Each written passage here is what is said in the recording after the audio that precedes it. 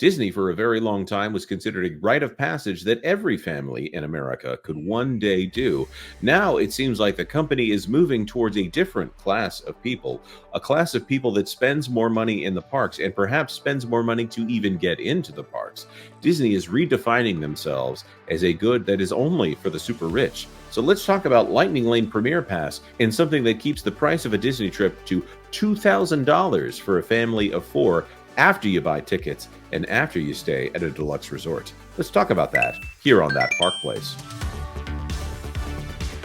All right, we've got another story that we need to cover. I don't know if you guys realize this, but Lightning Lane Premier Pass has officially premiered at Walt Disney World down there in Florida. I don't know if it started up at Disneyland yet, but man, you guys have that to look forward to, paying $400 to get into any ride one time using Premier Pass. By the way, I saw there was another site out there that they went ahead and used all of their funds to go ahead and get Lightning Lane Premier Pass at Animal Kingdom, and it was only a 4-minute wait for each ride. Oh my goodness! Tell you what, that must mean it's worth the money. Yeah. All right. With that being said, let's talk about what it costs at a real park that actually has lines. Disney World, I get it. Animal Kingdom is fine, but $130. There's a reason it costs $130 at Animal Kingdom versus the $450 that it costs at Disney World. Magic Kingdom there. Disney World single day with Lightning Lane Premier costs $2,000 for a family of 4. This by our good friend WDW Pro. Hang on to your wallets, magic lovers of all ages. Walt Disney World has implemented the Lightning Lane Premier Pass for their 4 theme parks, but could cause you to faint. Not so long ago, going to Walt Disney World Resort meant that part of your base experience included the ability to skip lines for major attractions. It was a novel idea. It was novel because it was on paper, right? Called FastPass. The system allowed guests to insert their ticket into a machine at the entrance of the ride. As a result, a piece of paper would print out with a time for the guest to return later in the day for an experience without any wait. And I got to say, that FastPass line, I can't remember ever actually waiting in the FastPass line. You just had to walk through the queue.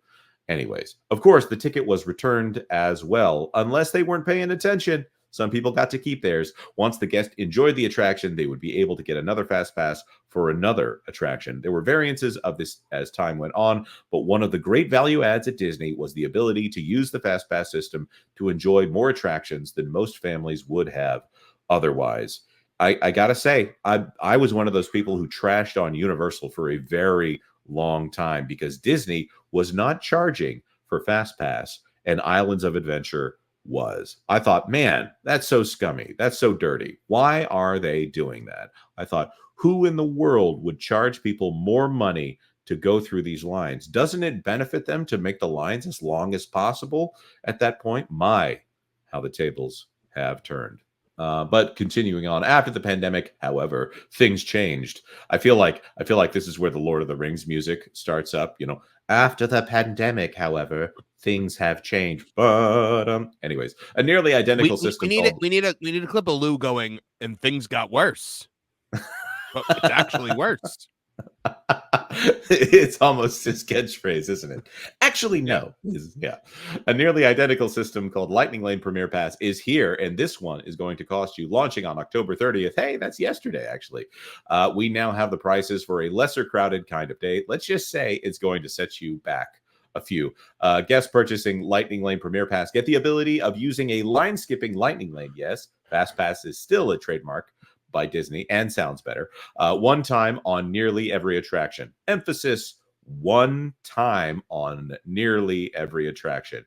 If you go back, they will not let you back in the Lightning Lane unless they're not paying attention. But even before guests can purchase the Lightning Lane Premier Pass, they're first required to stay at a deluxe resort. Those are hotels at Disney World like Grand Floridian, Contemporary, Polynesian, and Animal Kingdom Lodge. In other words, think expensive. These hotel rooms average about $700 a night. Once you've spent $700 a night plus purchased your resort tickets, you can now buy Lightning Lane Premier Pass.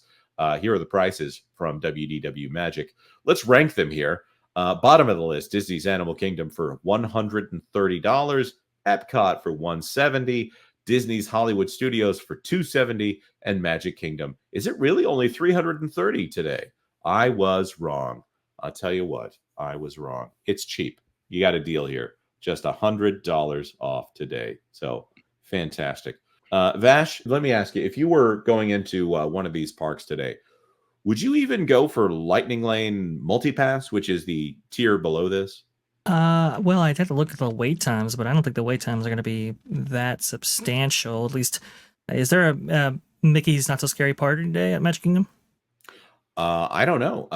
Marvin, you've got friends in It's the area. Halloween. Do you happen to know? It's Halloween. There absolutely is. It's the biggest night of the year for them. So why would you ever get something like a $329 Fast Pass or Lightning Lane Premier Pass when it's a partial day? Just outright. Maybe that's probably it's not 450 per guest today. maybe they're letting you save a little bit of money because they're closing the park down early, so they can pass out free candy. I'm sorry. I have to interject. There is no day in my entire life that I would spend $329 to ride attractions at Magic Kingdom. I agree. Yeah, even if that was the cost of the ticket. But here's an extra wrinkle we want to throw in here. This out of WDWNT. Lightning Lane Premier Pass can be modified to a different Disney World park, but there's a catch. This by Shannon Ace right here. And again, one time on every attraction that allows it here. Again, 330, 170, 270, and 130 over there at Animal Kingdom. When you purchase Lightning Lane Premier Pass in the My Disney Experience app, you must select a date and then a theme park. Pricing varies depending on the date and park. After checking out, your Premier Pass will show up under My Day in the MDE app. When you select it, you'll see an option to modify Premier Pass. Upon clicking that option, you'll be prompted to select whose Premier Pass you're modifying. You can then choose a different date at a different theme park. If you're choosing a more expensive date or park, you'll have to pay the difference in price. So no sneaking around by getting 131 from Animal Kingdom and then switching over to Magic Kingdom. If you modify a less expensive date or park, you won't receive a refund of the price difference. Oh, of course not. Oh my God. So there's $200. Go ahead. I said no takesies backsies. That's right. That's $200 down the drain if you somehow change your reservation from Animal Kingdom over to Magic Kingdom Park. Oh my goodness. Oh my They can't even give you the difference back. Okay, so you got to pay the difference going one way, but they don't give you the difference coming back. That is absolutely lame. We're now in the hundreds of dollars for these services, and you're not even going to provide a proper refund. You also ridiculous. You also can't make a change if you've used your Premier Pass in any capacity that day. So this entire situation to me is hilarious. Of course, if you're getting the multi-pass, that's $30, but you have to make a reservation. That's the catch. That's why multi-pass is $30 as opposed to the Premier Pass being $330 today. Because you have to work through the system. You can just show up with the Premier Pass. Also, I'm just going to point out, there are articles out there that are examining the difference between Lightning Lane Individual Pass, Lightning Lane Multi-Pass, Premier Pass, and also VIP tours, and the price point at which it is less expensive to get a VIP tour. Are the Culture? Have you ever been on a VIP tour? Are they cheap? They're not cheap, and yes, I have, and no, they're incredibly, terribly expensive. Yeah, a lot of people see this as kind of a midpoint between a Lightning Lane multi-pass or single pass and a VIP tour, which I can kind of understand on one hand. I do believe the Walt Disney World product is a little bit half-baked. I think the Disneyland product is a little bit better thought out. You don't have the, let's say, the deluxe hotel obligation with Disneyland Resort. You also get both parks included in there. So in terms of the value statement, it's a lot different over there. It's vastly better at Disneyland. There is no doubt. Plus, you have better trained staff at Disneyland Resort. So that hands down, that's true.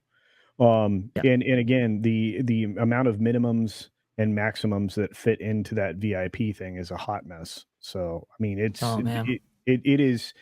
If you are a movie star or 100 millionaire, or it's it's just a matter of like like an accidental folly at the last moment that you're going to be there and you happen to be fabulously wealthy, then, that's the way to go about it, I guess. The back doors, the skipping the lines, the everything that you get to do in that situation, it's worth it.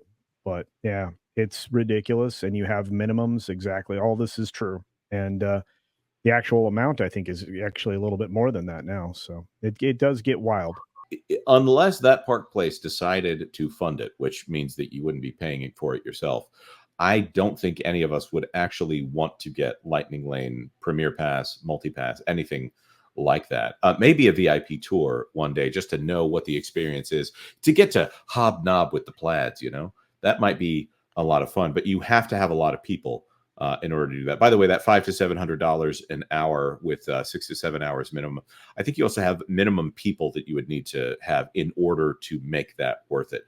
But the idea that they're offering a service like this and they're not getting rid of Lightning Lane Single Pass and they're not getting rid of Lightning Lane Multipass. In fact, they just did a rebranding of those services from Genie Plus with Lightning Lane or whatever they called it. So I don't think they're going to be getting rid of that anytime soon.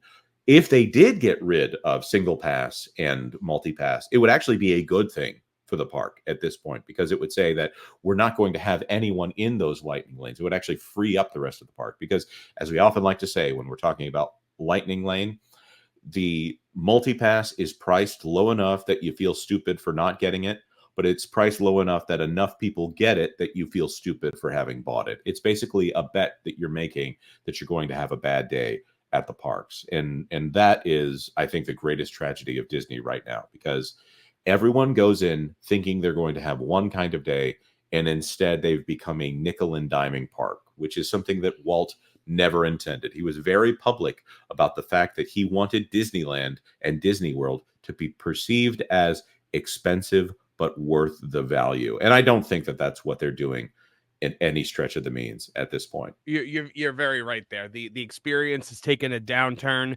The value, the perceived value of a Disney ticket or a Disney resort hotel room has gone way down. You're not getting the Magical Express anymore. Fast Pass is no longer baked into the price of your ticket. You're not getting housekeeping services every day anymore, even at the deluxe resorts. It's everything is every other day. The value has gone way, way down, and the price has gone way, way up. Yeah, it's become a mousetrap essentially, where now you're reducing services but charging far more for them. I mean, that seems to be the mantra for the Walt Disney Company for the last 4 to 6 years or so. Just the constant reduction of value, like Marvin said, and it's really, I think, weighing on a lot of guests when they're thinking about potentially going to Walt Disney World for their vacations. This is why Universal setting up Epic Universe, they're striking while the iron is hot, and I think it is. Thanks for watching That Park Plays News. For more information, consider checking out www.thatparkplace.com. And don't forget to subscribe, share, like, and send this out on your favorite social media accounts.